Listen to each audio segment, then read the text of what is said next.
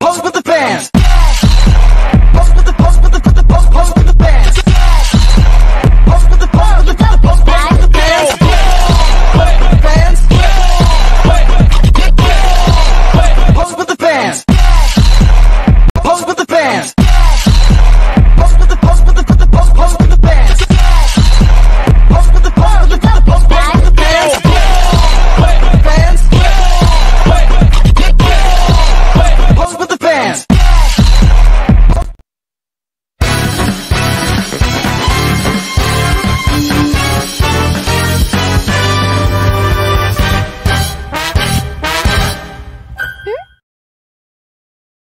문 앞에 왔잖아. 내가 여기 있잖아.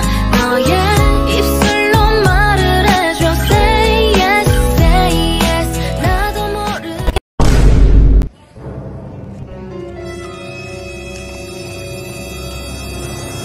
Sino to? Sumagot ka. Ipagpapalit mo na ba ako? Ayoko na sa'yo. Sawa na ako. Ang taba-taba mo. Wala na akong gana sa'yo. Magsama kayo!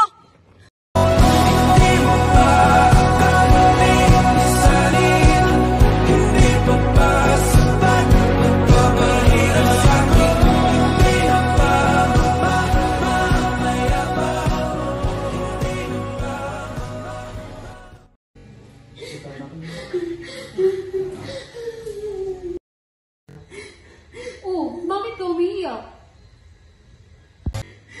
Wala na kami iwan. Nanluloko siya. Pinagpalit niya na ako. Ha? Bakit naman? Ayaw niya na daw sa akin. Ang taba-taba ko na daw. Ha? Sinabi niya talaga yun? Oo. Dinig na dinig ko. Alam mo, para magsisi siya, magpapayat ka na. Tama. Ipakita mo sa kanya kung sino yung sinayang niya. Kaya ko ba? Paano? Mayroon akong 15 steps na plano kung paano mas magiging epektibo ang pagpapayat. Talaga? Ano ang mga iyon? Gusto mo ba talaga? Oo, gustong gusto ko. At dahil gustong-gusto mo, here are the 15 steps in planning to lose weight. Unang hakbang, define your overall purpose or goal. Dapat alam mo kung ano nga ba talaga ang pinaka-main purpose mo para gawin ang plano mo. Ano nga ba ang gusto mo, Kate? Bakit gusto mong makamit ito? At paano mo ito makukuha? Yan ang mga katanungan na dapat mong masagot para mas tumibay ang pagkamit mo sa plano mo. Sige, alam ko ang lahat ng mga iyon. Gusto kong pumayat para na rin sa kalusugan ko. At para na rin ipamukha sa ex ko na kaya ko na wala siya. Punta na tayo sa step 2. Para sa ikalawang hakbang, upang maging matagumpay ang plano mo, kailangan mong i-determine ang iyong major components or objectives of your plan. Dito sa step na ito, kailangan mong malaman ano nga ba ang mga bagay na kakailanganin mo upang mas maging epektibo ang plano. In other words, you're breaking down the plans into its essential parts or objectives that will help you to reach your desired outcome. Ano nga ba ang mga major components sa pagsisimula to lose weight? Siyempre, unang-una dyan, ang pagda-diet at pag-ehersisyo. Isa yan sa mga kailangan mong malaman bago mo isagawa ang iyong kabuuang plano. Tama ka, Jam. Naintindihan ko. Ano na sa step 3? Sige, ano yun? Siyempre, kung magpaplano ka, Kate, kailangan mong isigurado na ang iyong objectives ay align o sumusuporta sa overall purpose mo. Diba, isa sa mga main objectives mo ay ang pag-ehersisyo, which is related sa pag-lose weight. Pero pagkasali ang pag-inom ng alak o hindi pagtulog sa wastong oras ay tiyak na hindi epektibo ang pagplano ng pagpapayat. Kailangan mong siguraduhin na pipiliin mong mga components ay konektado or align o sumusuporta sa overall purpose mo. Tama ka, Kenneth. Sunod naman ang step 4. Collect and evaluate the data you will need to determine to complete each component of the plan. Base sa sitwasyon mo, pwede kang pumunta sa doctor o sa nutritionist para mabigyan ka ng mas kredibilidad na impormasyon o paano maging epektibo ang plano mong pagpapayat. Pwede kang humingi sa kanila ng advice o magtanong ka ng katanungan base na rin sa habits o mga dapat gawin para maging successful ang plano mo.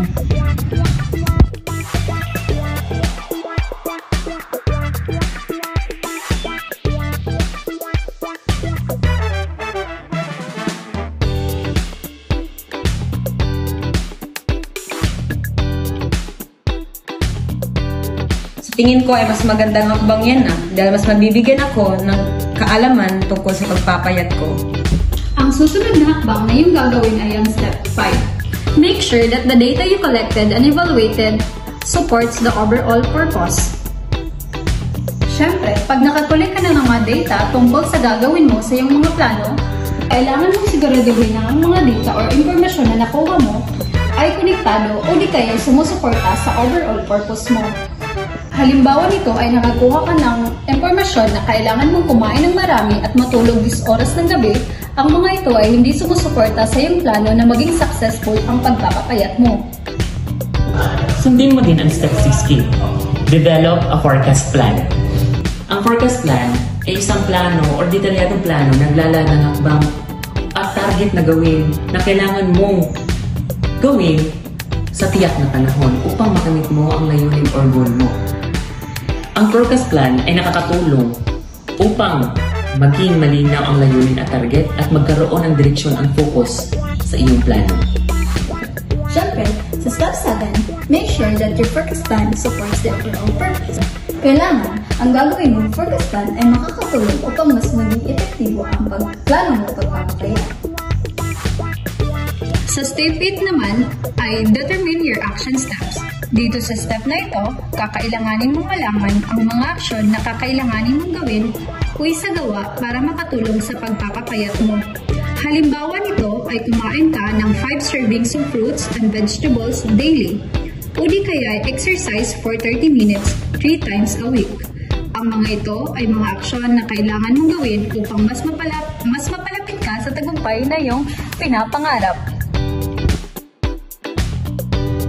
Dapat sa Step 9, make sure that your action steps support the overall purpose. Pareho sa naunang steps, kailangan mo ding siguraduhin na ang lahat ng action step na gagawin mo ay sumusuporta sa overall purpose mo. Yun ay ang pagpapayat. Dahil ang mga bagay na gagawin mo ay hindi sumusuporta sa mga objective sa goal mo, malabong maging matagumpay ang sinusunod mo na plano.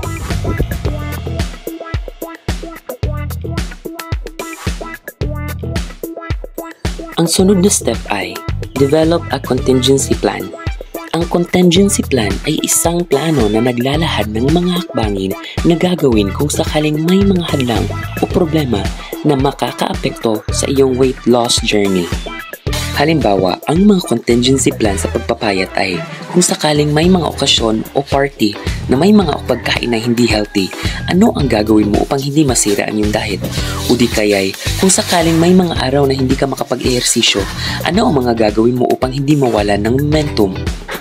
Ang contingency plan ay nakakatulong upang maiwasan ang mga hadlang at problema, makapag-adjust ng mga plano kung kinakailangan at manatili sa track at makamit ang mga layunin sa pagpapayat.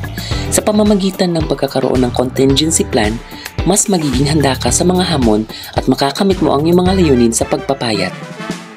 Ang susunod naman na step ay implementation of your plan. Dito sa step na ito ay magsisimula ka ng isagawa ang nauna mong steps na pagpaplano.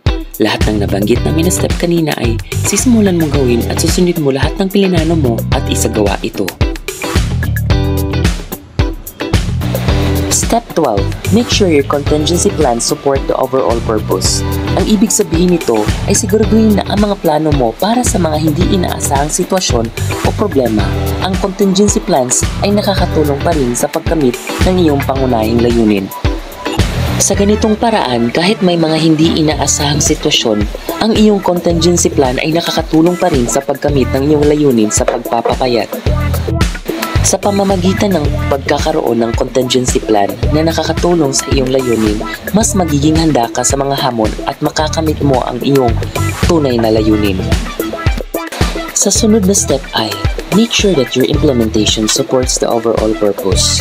Ang ibig sabihin nito ay kailangan mong siguraduhin na ang mga hakbangin at estratehiya na iyong ginagawa o implementasyon ay direktang nakakatulong sa pagkamit ng iyong pangunahing layunin.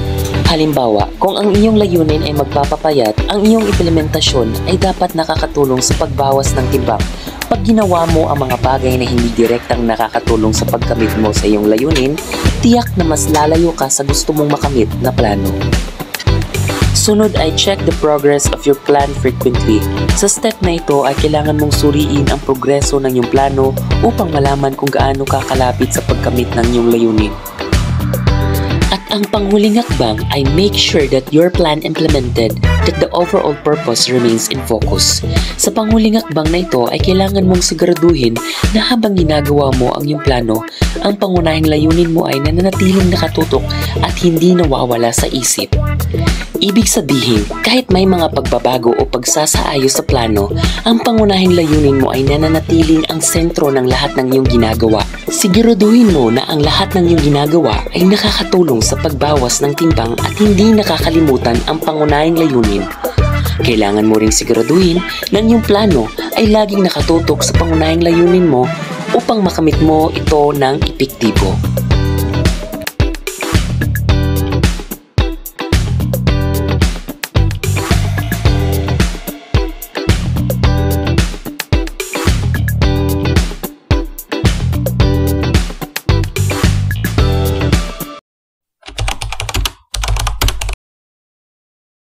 Di ba't sabi mo, ilong ko ay bango, forma ko ay bano, buhok ko ay palong-talo. Di ba't sabi mo, putis ko'y bayawan, kat sa mukha ko'y queuing ng tigawan.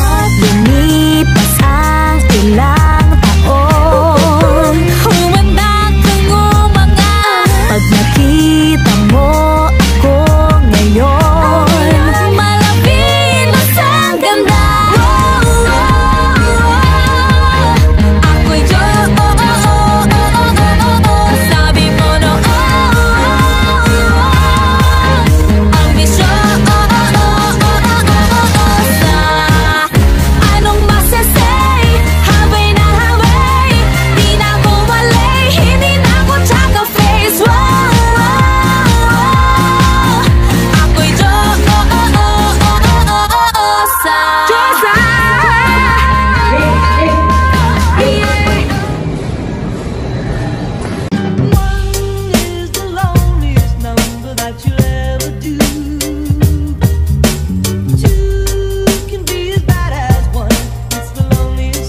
Since the